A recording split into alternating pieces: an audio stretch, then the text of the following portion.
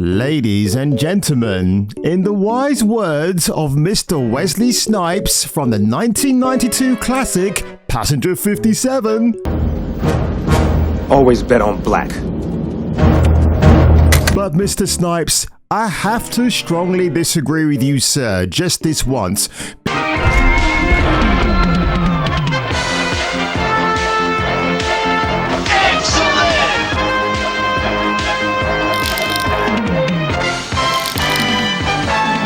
Because Robyn Hood, Robyn with a Y, filmed on the ghetto streets of Canada, because I guess New York and Hell's Kitchen was out of the question. Well, your dark coffee diversity representation, moi, is about to watch the first episode. This is going to be absolutely hilarious. And it's only 6:58 in the morning on Thursday, the 28th of September, 2023. I do love my timestamps. Here we go, ladies and gents. Look at that, the Sheriff's Department from New Nottingham, or as they say, Nottingham. We on that grimy shit, pull up if you want to. Oh, they're using the shit word, so this is going to be, what, rated 14 plus for bad fruity language? I can't wait.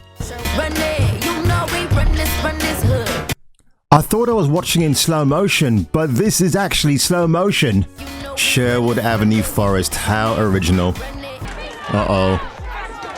It's the BLM residents, they're very, very angry. Buzzard, get the tooth. Buzzard?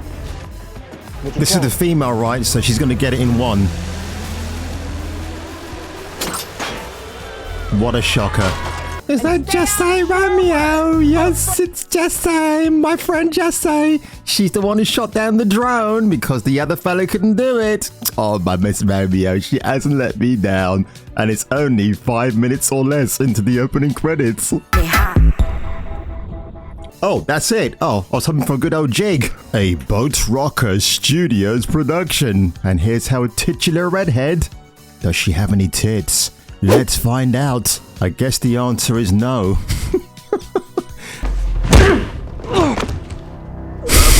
This chick was in the film Women Talking. You know, the film that nobody went to see at the cinema?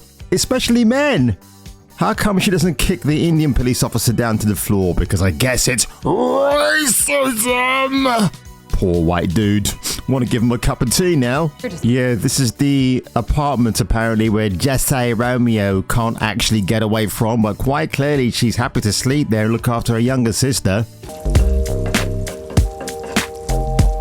Yeah, because when I wake up in the mornings in my ghetto neighborhood, I like to put on hip-hop music and scramble my eggs. Well, actually, back in 1984, it was putting on Van Halen and Jump! And eating cornflakes and drinking tea. Holy shit, man, this is levels of cringe I never expected to see. Actually, I lied, did expect to see it. Want, as long as you don't catch something. Here, now try some of these.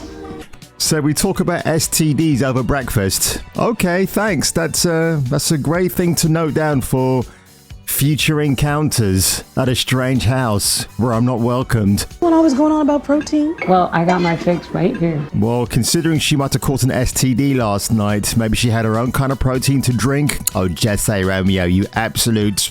And maybe giving school another try. Robyn, you're 24. You need some kind of direction. She's 24 and she has to go back to school. Just exactly are we talking about? Billy Madison schooling? Because that would be pretty awesome. In fact, that would have been a better plot line for this entire episode. I'll get a job in the city, maybe a couple. Anything extra, I'll send straight home. You're dreaming. And this is the time where we find out, as black folks, they're going to rob the rich white man, John Prince, because they're down on their luck. I get it, I understand it, but... good grief, man. Can you come up with a better plot device than blacks robbing the whites because they're doing better than them in the neighborhood? Get settled? Your father?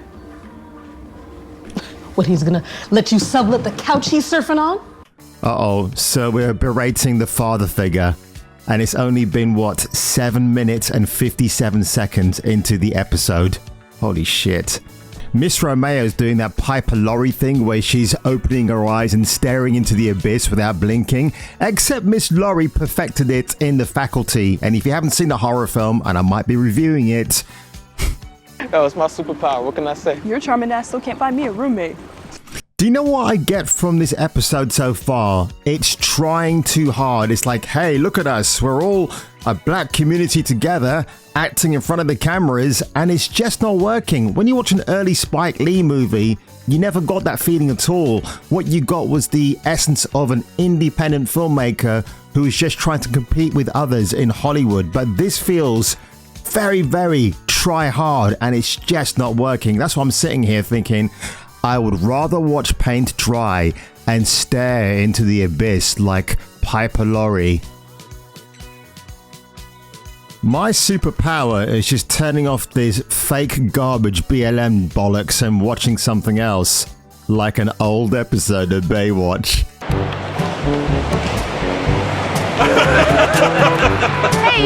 Didn't we just hear the Robin Hood theme at the beginning of this episode, and then we hear it in the opening titles, and now we've got it again? Is this like a promotion of a new music track? Maybe. Delivery for Chet Prince. Says I gotta hand it to him. I'd get comfortable. He's not even staring at her belly button. He's just like, hey, if I do that, I'm going to get me too'd. So, you know, I'm just going to look at the screen, read off the auto cue, and deliver my lines. 1,000 years ago, he called the shots for an entire Holy shit, this guy already is more of a better actor than I've seen in the last 10 minutes. nation. Remember my son, Chet?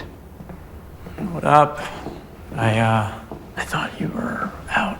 Oh, nice girlfriend. Good grief. Suddenly my interest has really perked up. And I tell you what, Mr. Prince's girlfriend certainly has a package on her. Yeah, he reminds me of Michael Imperioli from The Sopranos. He's got that Christopher appeal about him. I like this guy already. He's cool. Yes, he's the son of John Prince, the crime prince of Canada. But yeah, he's got the, I like the old retro tracksuit. It's awesome. Sorry, can't take him. Needs to be Sergio Alright, Tacchini if you want to get that mafia vibe across. John Prince is no good. Keep your hands off Sherwood. John Prince is no good. Keep your hands off Sherwood. That's a Poet Laureate Prize waiting for you. The writers of Sherwood and Robin Hood.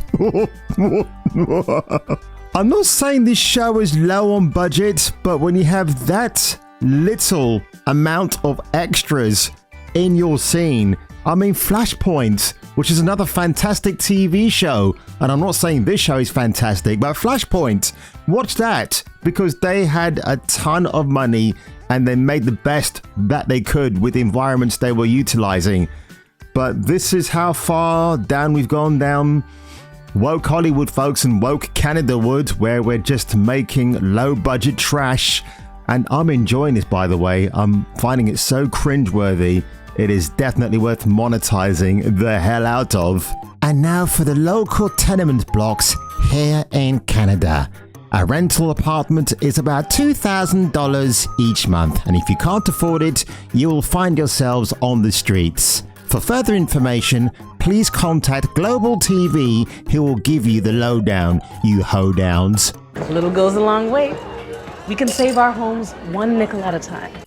Or you could set up a church and run that and feed off the donations from the gullible parishioners who turn up there for their Sunday sermon. That's what I'd probably do.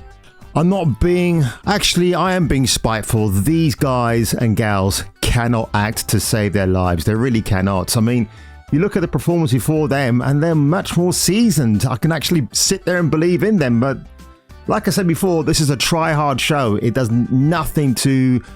bring a bit of new life into the narrative. And in fact, if you told me this was based off Robin Hood and Sherwood Forest, I'll be thinking to myself, are you taking drugs? Seriously, are you? Because this doesn't feel like an adaptation of Robin Hood whatsoever. Robyn, I'm throwing everything I can into... This is empty space acting. If you've watched Ahsoka recently, and I've got 3 more episodes of that dreadful Star Wars show to get through, it's like, I mean, the dead air space acting here is a lot less, but I saw it in the 2nd season for Luke Cage as well, where the actors of diversity walk around their marks on the floor, stare into space, and then about 20 seconds later, utter a line of dialogue and carry on walking around. Do you know what I mean? And I'm seeing elements of that here in this first episode. I guess the whole show is going to feel like this at some point. I mean, this Mamacita right here, I mean, she can act. She's good. You can tell she's a seasoned performer, but Miss Romeo, as much as I love to tease her, she's just not a good actress. Hey, yo, baby, what's up? Look at you. I was close. Yes, I'm up here. You're looking at the wrong John, love. Robyn, I thought about you a lot over there. I thought about you a lot over there while I had my hands down my trousers. Well, at least he actually defeated her in this round, so I guess I can buy that. She's not as invincible and strong as we thought she was. And she's wearing a bra at least, so I'll give her some points there. Officers Tweedledum and Tweedledee. Of course, this is a setup from the Sheriff of Nottingham. I get it, so... Oh, this is so funny. Inciting violence. I can see where this episode is going. I can already predict it. It's hilarious. I didn't expect to see that. Okay. She'll probably live. I'm not being funny, but if you're called Little John, you've been in the army, you got jacked up and you got martial arts skills, why didn't he go in there Jean-Claude Van Damme style and take those two buffoons down? Just looking at logic here, boys and girls. Call an ambulance! Call an ambulance because this show is so terrible because it's got a 3.7 rating on IMDb. What was the number again? 0118 999 88199 9119 7253.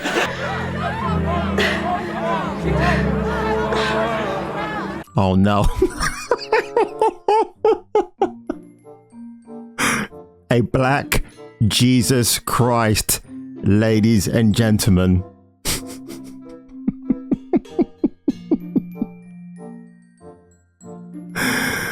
Oh gosh, this show keeps giving. Robin Hood with a Y keeps on giving. Waking up at 5:45 this morning in London to watch this episode was absolutely worth my time.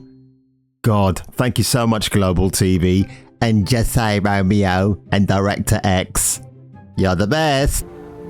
She'll never walk again. Yeah, I guess when you've just been told your mum is paralyzed from the waist down, I don't think there's any chance that she can actually walk again, Miss Robin Hood from the Ghetto Hood. I gotta say, Kira Gulion, she's growing on me in this episode. She is a real meanie. I like that. She's good. She's got a Tilda Swinton-esque face. Little John is a beta male because if he really was alpha, he would have gone and taken down those two police officers and the mum would still be walking around the apartment right now.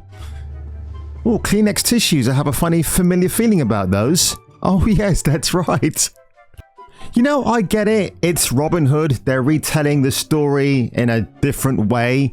But so far, I've actually seen no essence of the actual title character herself.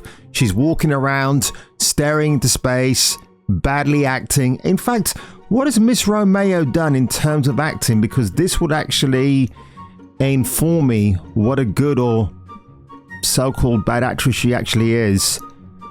Okay, she's been in Death in Paradise, Pennyworth, Enechea, Lucky Break, Curfew, Lucky Man, Doctors. Oh, she's been in a few things, but quite clearly, she seems to have forgotten how to act. I really do enjoy looking at these tenement blocks in the city of Canada because they make me so erect. I mean, they're tall erections. I really do like these. Thieving coins from the richest man in town. She spoke ghetto. She said thieving rather than thieving. My God, some authenticity, ladies and gentlemen. You give the man your biometrics, your ass will follow. You have more? So he's got Snake Plissken style subdural implants, which gives him the abilities to manipulate tech. Elevator through the parking garage. I mean, if you're going undercover as thieves of the night, perhaps maybe lose the neon masks. I'm just saying, if you want to be a ninja, you go completely black. And that's not a slur, by the way. I'm just saying. So they expect to infiltrate John Prince's Trump-style tower block without getting caught. Okay. And by the way, we haven't actually seen the operation like Grand Theft Auto 5, how you plan something in advance, who's going to be standing at what exit and entrance. None of that is here. They've kind of skipped over that for some bizarre reason. Although Friar Tucker's probably given them some information off screen, and now we're going to see the fruits of those plans going according to, or maybe not. So, you meet anyone special in the army? Well, the fact that he told you, and he being little Big John, that I was thinking about you while I was in the army, why is she then asking him, did you meet anybody special in the army? You know, because I might get a bit insufferable and jealous. You know, guy here, girl there. Right. Me. A guy here, a girl there. Oh, God. Wow. You just can't have a straight woman, can you? Who likes men? Big Little John just said it, didn't he? I don't have a problem with guys who like guys, but it's not my thing, baby. John Prince, a white dude in a white Rolls Royce. Oh, come on. Now we're just kind of overstepping that boundary, aren't we, folks? Come on.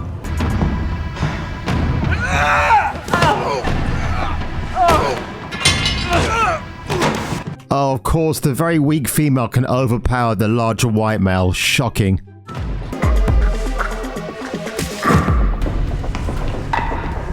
Black female overpowers white male by putting him in a sleeper. I'm almost done here. Shit. What did I just watch? Oh my god. For the uninitiated, these are the end credits for Robin Hood. Season 1, the only season of episode 1.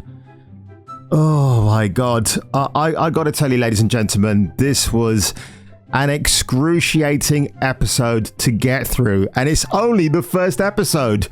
Robin Hood, which has so far scored a very healthy 3.7 out of 10 on IMDb, is all you need to know about this show. Again, Ian Matthews and Kira Guloin, that's what I'm going to call her, and the Chinese woman, those are the three best actors in the show. And I guess Christopher Moltisanti, that clone they've got in the show, the actor that plays him, like the dude from The Sopranos, he's good as well for the most part. But you can tell who the seasoned performers are and who the not so seasoned are. And you know, the ESG overdose is here in full effect, ladies and gentlemen. I had a very bad day yesterday when I took my mum to some offices in London to get some paperwork signed, and I'm not kidding. It was like looking at a sea of ESG all over the place. It was almost like this firm, this organization has never seen Shaun of the Dead, because I guess they wouldn't. It's made by white people, starring white people. And the narrative in Robin Hood, you know, it's nothing new. It's about who's got the money, the rich white folk, headlined by Ian Matthews, who's very good, by the way, as Prince.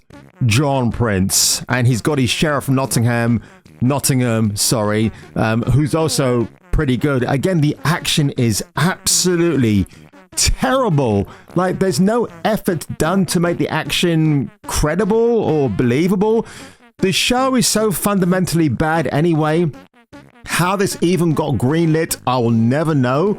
I guess, really, when you look at the grand scheme of things, kickstarting, doing something independent of Hollywood or Canada would might be your best options at the moment, but I'm going to suffer for my sins and watch all 8 episodes of Robyn in the Ghetto Hood, because quite seriously, folks, if you were to sit through this, you would be gouging your eyes out in no time at all. But don't worry, I'm taking the bullets, I'm taking the hits, and all I can say is thank you very much to my brand new subscribers who are rapidly joining me here on my channel. I truly appreciate each and every one of you, and I'll do my utmost to reply to every comment I've not responded to.